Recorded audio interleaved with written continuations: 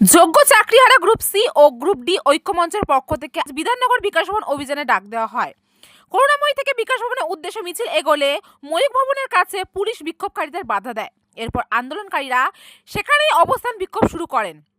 বিক্ষোভকারীদের দাবি, group C ও group D এর যেসব চাকরি বাতিল করা হয়েছে সেইগুলোতে তারা সম্পূর্ণভাবে যোগ্য ছিলেন। আন্দোলনকারীরা জানান, অবিলম্বে তাদের বাতিল হওয়া চাকরি পুনর্বহাল করতে হবে। এই দাবিকে সামনে রেখেই তারা শান্তিপূর্ণ বিক্ষোভ ও আন্দোলন চালিয়ে যাচ্ছেন।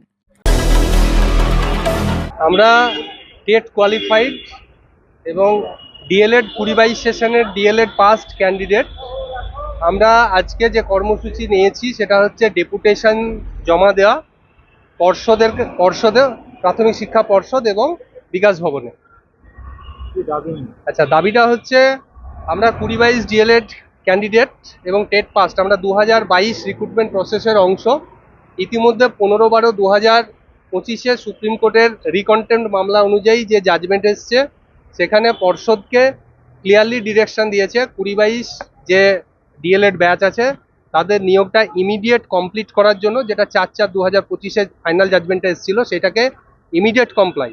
কিন্তু আমাদের এই 283 জন, টোটাল 15টা ফাইল, 283 জন ক্যান্ডিডেটের এখনো সিঙ্গেল বেঞ্চের পজিটিভ জাজমেন্ট থাকা সত্ত্বেও তাদের এখনো ইন্টারভিউ বা অ্যাপটিটিউড টেস্ট এখনো কমপ্লিট হয়নি।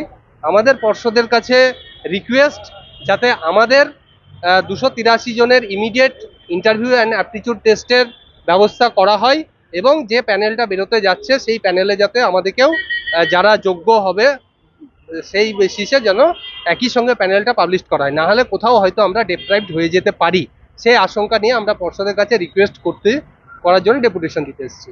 ক্যামেরায় অশোক পাইকের সাথে আমি রিঙ্কি, নিউজ কলকাতা 24।